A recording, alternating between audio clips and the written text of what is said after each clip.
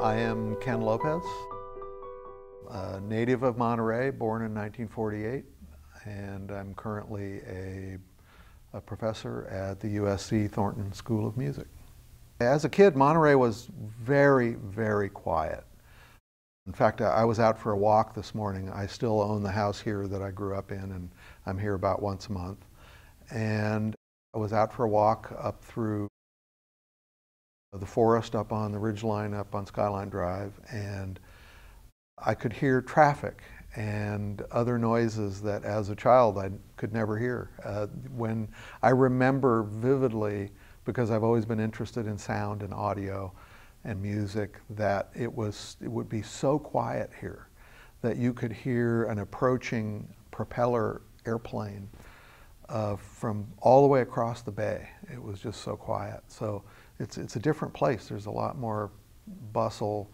The actual character of the town itself has changed since they did the urban renewal project and took away, where we're sitting right now was actually the lower block of the original Alvarado Street. And it was the seedy part where we used to like to come. And right near here, there was a club that featured really well-known jazz and blues artists. And I remember coming down here and hanging out on late summer nights. We would ride our bicycles down and sit on the back steps and listen to Cannonball Adderley and people like that play. So always been musically very active here with the Monterey Jazz Festival, and a lot of culture. There were always this sense that there were beatniks about and kind of countercultural people before that was a common theme. And so that's just, I grew up in that. There was an element of all the different ethnicities. My father and mother were partners in a wholesale seafood and packing plant and owned a fishing boat. And you know, my mother was, they were both natives of San Francisco, moved down here at different points in their lives, and they met here. But there were so many ethnic groups that worked at the building, the American Freezer Company, which is right down across from El Estero Lake where the volleyball nets are now. That was where my father's plant was. And we had Filipino, Chinese, Japanese, African Americans, Sicilian, Italian, Spanish, and everybody just kind of got along together. So it was very culturally diverse and a very friendly place, I remember, in growing up in the 50s. My beginnings in terms of awareness of new sounds and new music really start with the folk revival in the late 50s, early 60s. And because of the people that were around here, like Joan Baez, and later Bob Dylan, and so many of the other influential folks that came through here or lived here for a time. Folk revival is really the beginning, and then the fact that the Monterey Jazz Festival was here for such a long time, and I worked as an usher when I was in junior high school and got to see so many of the great jazz musicians of the time.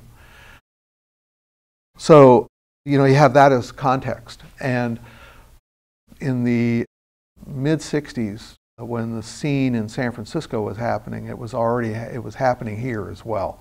It was very closely tied.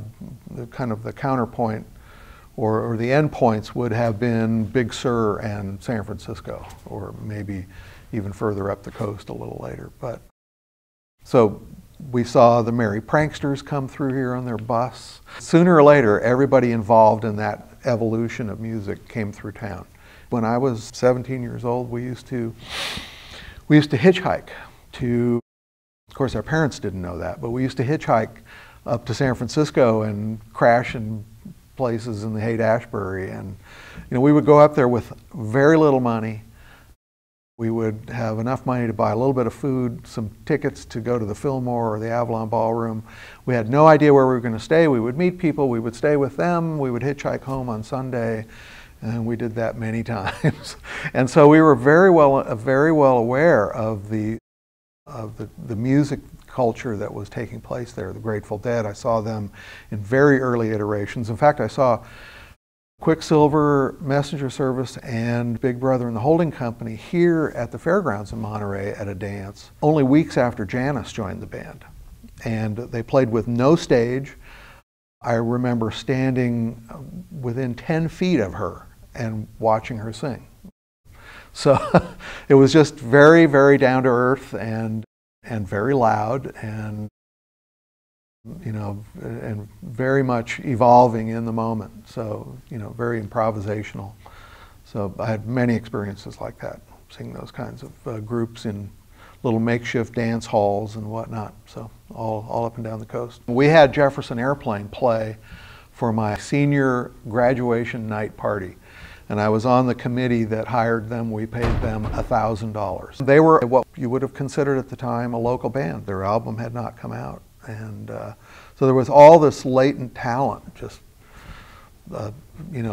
packaged here in the Central Coast and waiting to break out. Monterey Pop, I had gone away to college, and I was back for the first summer. I was 19 years old in June of '67, and I invited all my friends to come because we'd heard about it.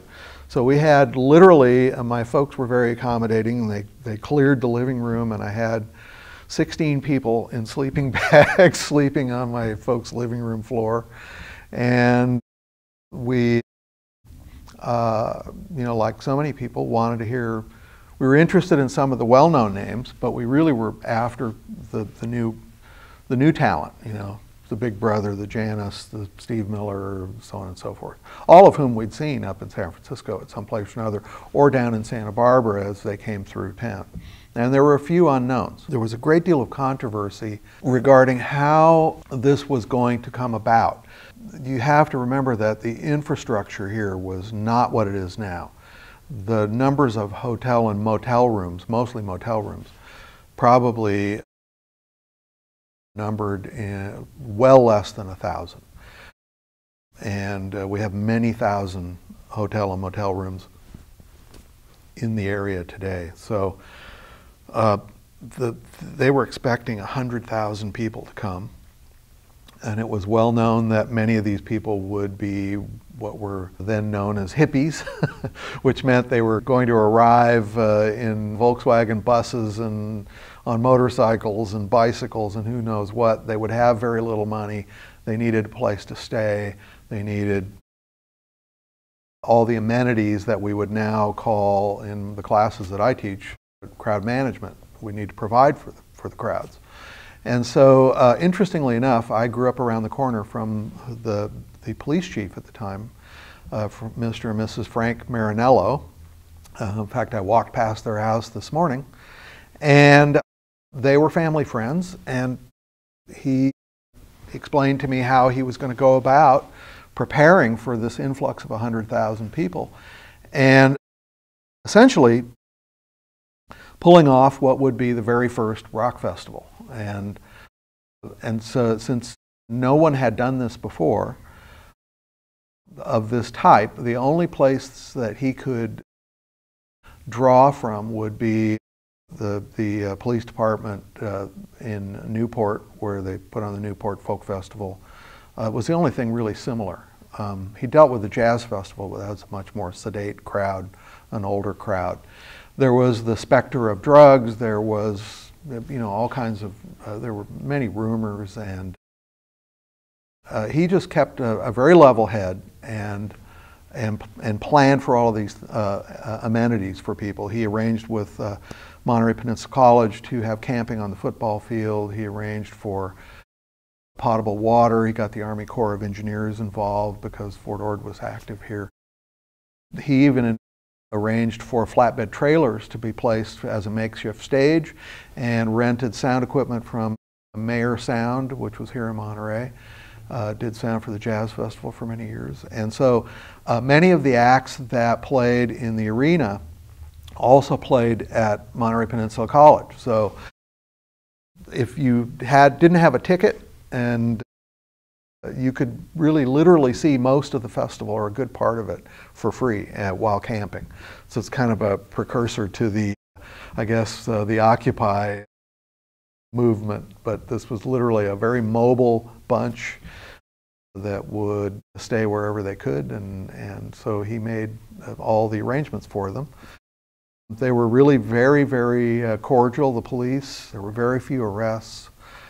It was a very peaceful weekend, much to the surprise of almost everyone involved. And I think a great deal of this success really does go to Frank Marinella for his aspects in planning for the crowds.